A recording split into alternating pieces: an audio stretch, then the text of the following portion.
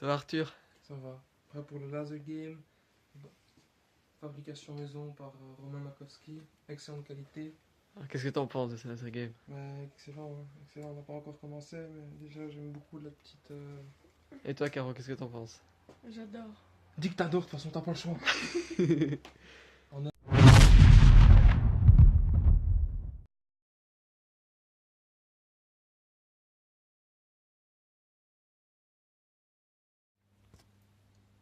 Hey, bonjour à tous. Aujourd'hui, on se retrouve pour un nouveau projet. Effectivement, on va faire un laser game.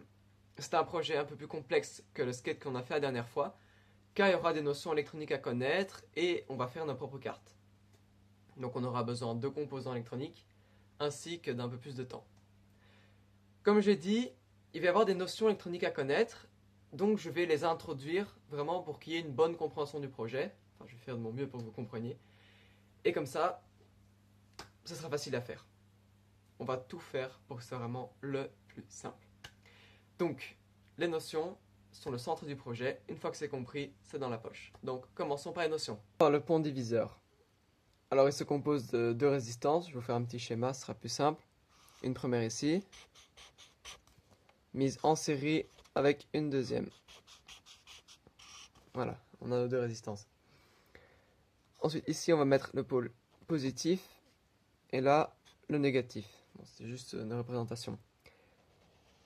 On aura une R1 ici et R2 là. Cette configuration s'appelle un pont diviseur, comme j'ai dit, et ça permet de faire varier une tension qui va sortir ici. Donc cela permet de faire varier la tension. Donc, par exemple, c'est le principe utilisé dans les potentiomètres.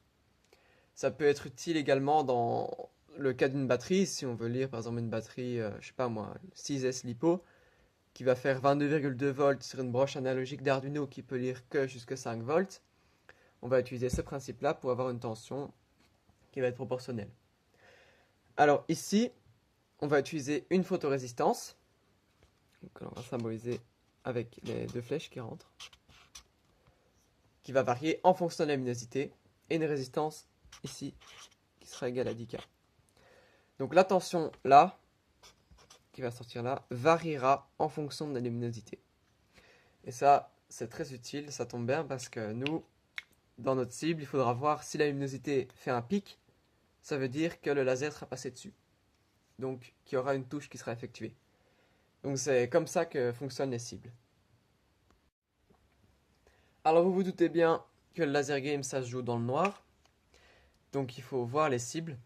Donc, tout ce qu'on va faire, tout simplement, ça va être encadrer la photorésistance ici avec des LED. Dans mon montage, j'en ai mis 3 que je vais symboliser ici. 1, 2 et la petite troisième. Voilà, toutes connectées en parallèle. On va mettre les petites flèches symbolisant l'émission de lumière. Alors elles sont connectées en parallèle. Et là, elles seront connectées au pôle positif, donc l'entrée, donc le V-in de l'Arduino, qui sera également la sortie du convertisseur boost que l'on verra plus tard, par un transistor NPN qui sera situé directement sur la carte mère. Et il va gérer toutes les cibles, lui. On va juste mettre un petit point, voilà. On expliquera plus tard le transistor NPN. Alors, là, on peut donc voir que l'on a 4 câbles qui sortent. Voilà, je les ai mis un peu plus clairement ici. Le premier sera connecté au plus 5 volts, donc qui est l'alimentation régulée d'Arduino. Parce qu'on va rentrer une tension par le convertisseur boost, une tension qui sera aux alentours de 8 volts. Et pour vraiment avoir une précision dans nos cibles, on va utiliser le régulateur 5 volts intégré de l'Arduino. Donc c'est marqué sur la carte, plus 5 volts. Je crois que je dois avoir une carte ici, qui est un peu ramassée. Et le plus 5 volts, on le voit à côté de A7. Voilà, donc V-in, terre et tout ça. Ensuite, on aura la sortie, la tension régulée, donc divisée, je vais l'appeler data, qui sera connectée sur la broche analogique A0 ou A1, A2, tout dépend de ce que vous mettez dans votre code. Là, ici, on aura le pôle négatif, donc la Terre.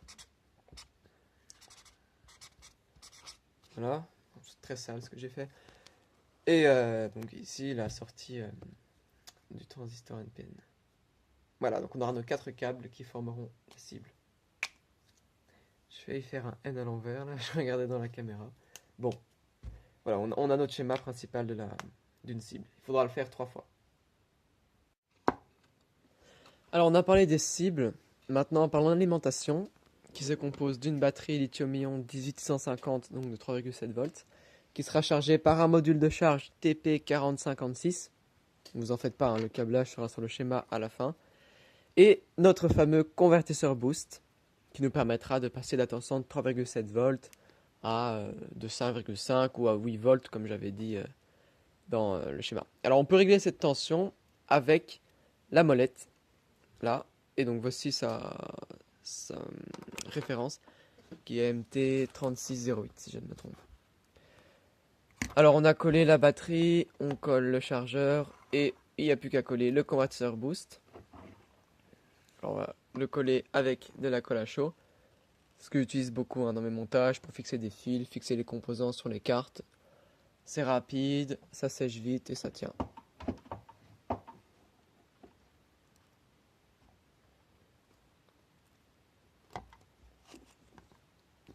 On le colle. Voilà à peu près à quoi ça ressemble dans la disposition sur la carte. Alors on voit qu'ici, une fois alimenté via le bouton situé en haut à droite de la carte, on voit qu'il nous sort 10 volts 5. On va donc tourner la molette jusqu'à la baisser à 5 volts 54. Vous pourrez ensuite monter progressivement si vous trouvez que les LED de vos cibles ne sont pas assez éclairées. Alors vous montez un peu en tension, c'est pas grave. Pas trop non plus, sinon on va cramer l'Arduino, mais on peut monter jusqu'à 8-9 volts sans problème. Grâce au régulateur intégré à l'Arduino.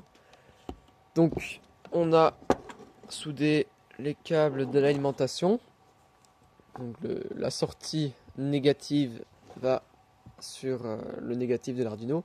Et la sortie positive va aller sur le V-in de l'Arduino. Donc on voit que là j'ai tout laissé allumé, donc le circuit fermé, et on voit que l'Arduino s'allume instantanément.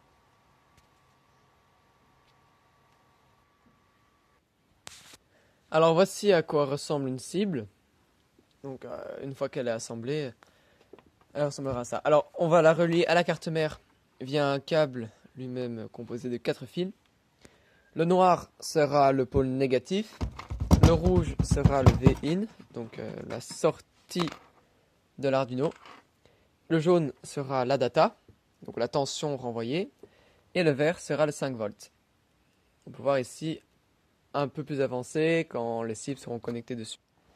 Mais avant cela, il va falloir mettre de la colle, c'est vraiment une étape cruciale. Il va falloir mettre de la colle sur les cibles, tout simplement parce que sur le t-shirt, elles seront raccordées avec une épingle de sûreté qui, elle aussi, est métallique. C'est-à-dire que dans vos mouvements, il est probable que l'épingle de sûreté fasse un gros court-circuit, et là, c'est totalement le bordel. Alors voici le transistor NPN, il s'agit d'un 2N2222, et c'est lui qui va donc guider les LED des cibles, et un deuxième guidera alors le laser, que voici maintenant. Donc ce laser, il est petit, il n'est pas très puissant, mais il faut qu'il soit suffisamment puissant quand même pour activer les cibles. On peut le voir ici. Une fois que tout est terminé, on a le laser, et dès qu'on pointe une cible, elle s'éteint. Alors on va finir cette vidéo sur l'explication du schéma. A noter qu'il ne représente qu'une seule cible. Là encore une fois, on l'a vu avant, le transistor, il active toutes les LED, du coup vous avez juste à mettre au lieu de 3 LED, 6 LED en parallèle, toujours avec votre résistance. R3 et R4, ici, donc ça c'est aussi un deuxième transistor pour guider le laser. R3 et R4 seront à calculer selon la loi d'Ohm, c'est-à-dire U égale RI, où R, donc en ohm, est égal à U sur I, donc U en volts et I en ampères. Vous trouverez votre résistance adéquate. Alors, module de charge TP4056 sur le positif de la batterie et ainsi que sur le négatif. Convertisseur boost activé par un bouton qui va nous permettre d'éteindre ou d'allumer le plastron. On retrouve notre pont diviseur avec la tension renvoyée. Si vous voulez ajouter des cibles, vous avez A0, A1 ou A2. On verra ça dans le code après. C'est très très simple d'explication. Donc, je pense que tout est dit pour le moment. Le convertisseur boost ici, tout est dit. Il n'y a plus qu'à voir la dernière étape qui est le programme. Alors, l'explication du code. Si vous avez déjà des notions de base, c'est facile. Sinon, ça va être un peu plus complexe. Je vous invite quand même à regarder certains tutoriels qui sont très bien faits, qui vous apprendront les bases du code. Bon, tout en haut, on déclare C1, C2, C3 sur A0, A1 et A2.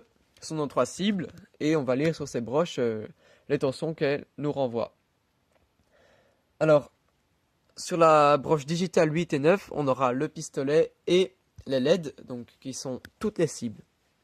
Dans le setup, on déclare si nos broches vont être des entrées ou des sorties. Et on met les LED et le pistolet à l'état haut, c'est-à-dire que les deux vont s'allumer. Un petit délai de 5 secondes. Donc ça nous permet par exemple de pouvoir prendre la fuite. Enfin, on peut le modifier comme vous voulez dans vos parties. Dans la boucle principale, on commence par lire les valeurs des 3 cibles. Et donc si on a 3 si comme nos 3 cibles, contact, contact 2 et contact 3. Chacune des valeurs a été assignée et réglée pour les cibles. On peut donc voir que si, par exemple pour la cible 1, on dépasse la valeur 950, les LED et le pistolet vont s'éteindre pendant un délai de 10 secondes avant de se rallumer et donc de recommencer. On va recommencer à relire les 3 cibles et ainsi de suite. Donc si, bien sûr, on est en dessous de ce seuil, strictement en dessous, eh bien, on ne sera pas touché. Ce qui fait que on continuera à jouer et la boucle tourne. Donc c'est pas vraiment plus compliqué que cela. Mais ça fonctionne parfaitement et ça permet vraiment de bien s'amuser. Alors voilà maintenant à quoi ressemblent les 3 plastrons une fois terminés. On voit que c'est quand même assez lumineux dans le noir et ça permet de bien les voir. Alors petit détail pratique, juste pour les remettre en charge, il vous suffit de connecter un câble micro USB dans le module TP4056, le mettre dans la batterie externe faite maison ici, allumer et on peut voir que la LED s'allume en rouge, ce qui veut dire que ça charge. Une fois que la LED est bleue, le plastron sera chargé. C'est tout aussi simple que ça.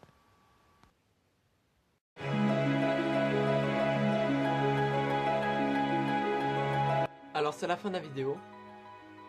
J'espère que vous avez aimé. Si vous avez aimé, abonnez-vous et lâchez un petit j'aime, ça me fera vraiment très plaisir, ça va me motiver pour faire. Alors, si vous avez des questions, n'hésitez pas à aller cliquer sur le lien dans la description. Il y a mon compte Instagram, vous pouvez m'envoyer un message si vous avez des questions.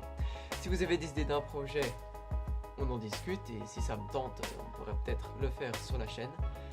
Et surtout le compte Instagram, il est là si vous avez envie d'être au courant de tout ce qui se passe ici. Atelier, ce qui se passe, des créations qui ne font pas forcément l'objet d'une vidéo. Toujours sympa à voir. Hein. Donc vraiment, si vous voulez, allez voir sur Insta, abonnez-vous aussi sur Insta et sur cette chaîne, ça fait vraiment plaisir. Et voilà, on a tout dit, on a bien travaillé, c'est terminé. On se reverra une prochaine.